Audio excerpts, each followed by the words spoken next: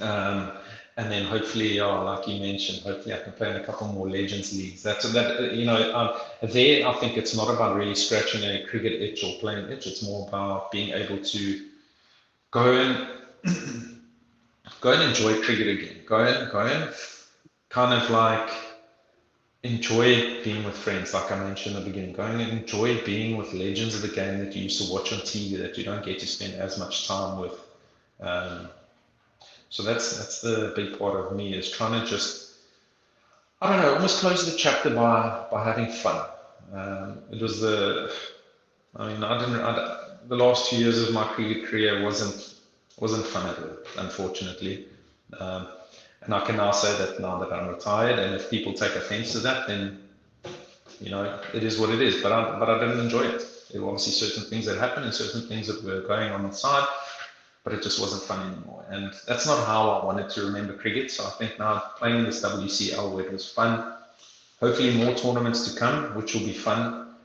That's how I want to remember, or that's how I want to almost close that chapter. You spoke of the Legends uh, tournament as, just going out to have fun. I did see quite a few videos. AB was posting them on his Instagram, but Yeah. I quite like the banter you had with Pangi when he decided he was the captain. But Yeah. but what was your fun moments like? The few moments that you can say, "Whew, that was fun." Yeah. Look, I've always played against Pangs, and we've never really interacted much. It's always like we walk past each other on the cricket field, and it's like, "Hello, how are you doing?" That, and I spent a bit of when I say I spent a bit of time with him, it's like we interacted a lot more. We had a lot more chats during this trip, and like what a lovely guy. Like what a nice guy. He had such good banter. We all like we just interacted, and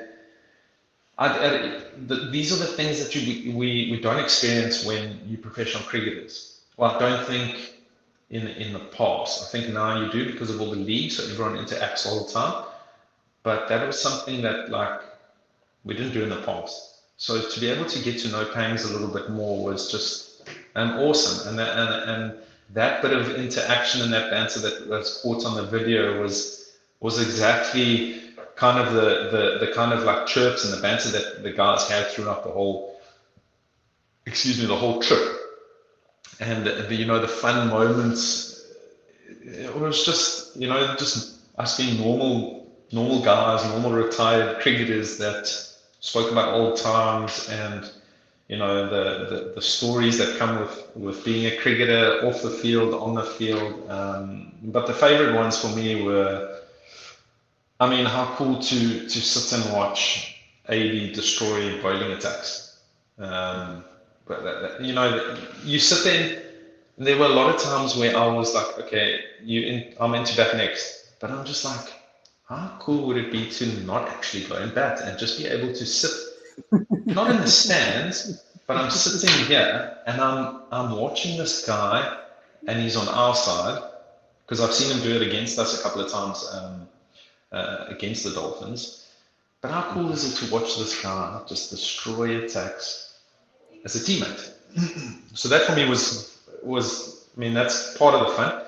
And but to top it all off was just our evenings in the team room as a squad together was just the laughs. I mean the clown in our group was Chris Morris, and let me tell you, if anyone needs I don't know just I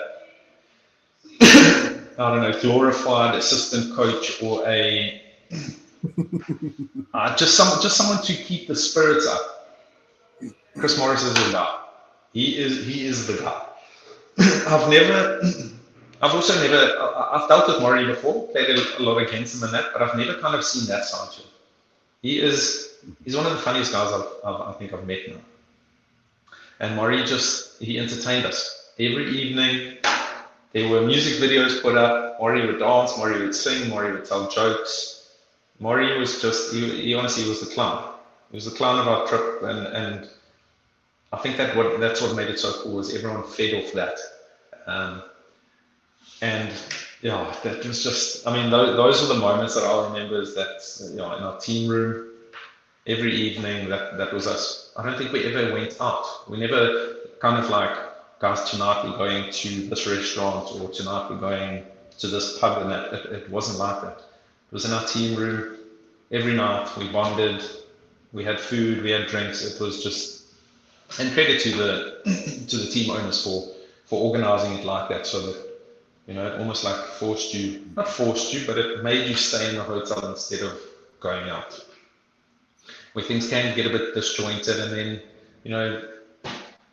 who knows what can happen, trouble can happen or whatever. And so imagine AB now trying to go out one night, like that's not going to work. It's not going to be a fun night because he's going to be bombarded by people, and then everyone's going to be like, they're in our space and we just want to have a good night. And so, like I said, credit to the owners for organizing in that way, and credit to Maury for just being Maury and keeping us entertained the whole trip.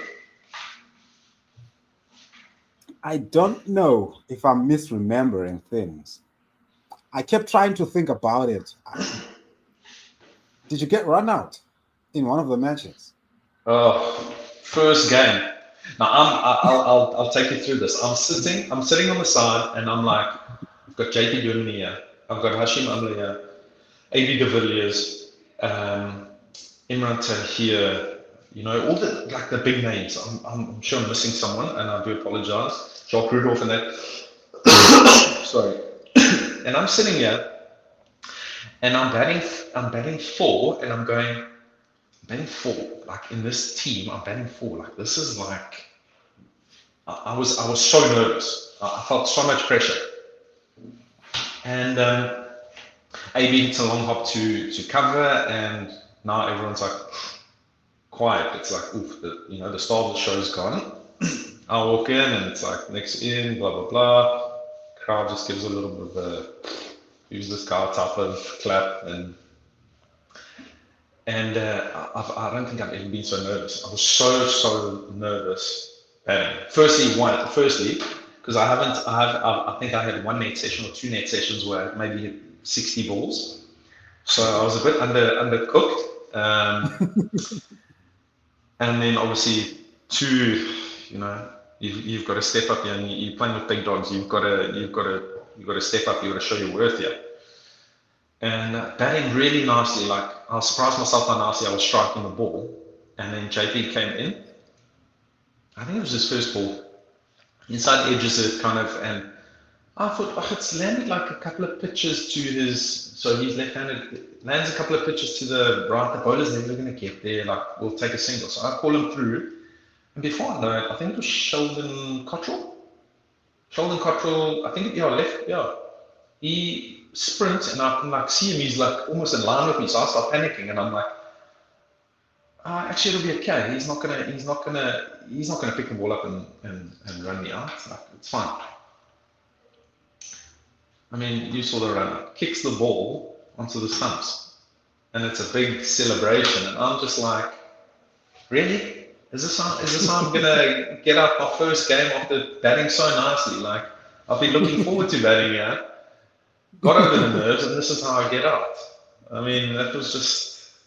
I mean, that I've hardly seen that ever happen. So, not a nice start to my tournament, but quite a cool ending to the day, because I've never been involved in a bowler out. No, I think the last one I remember was India in Durban. Mm-hmm. All those years back, I think in a World Cup.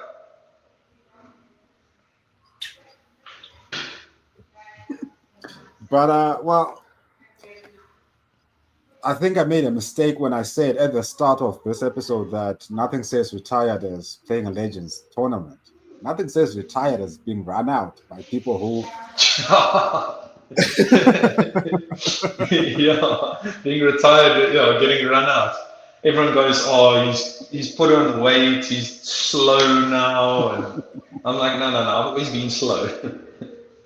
It just wouldn't, yeah, like you said, it just wouldn't be retired if you don't get run out. You have to get run out.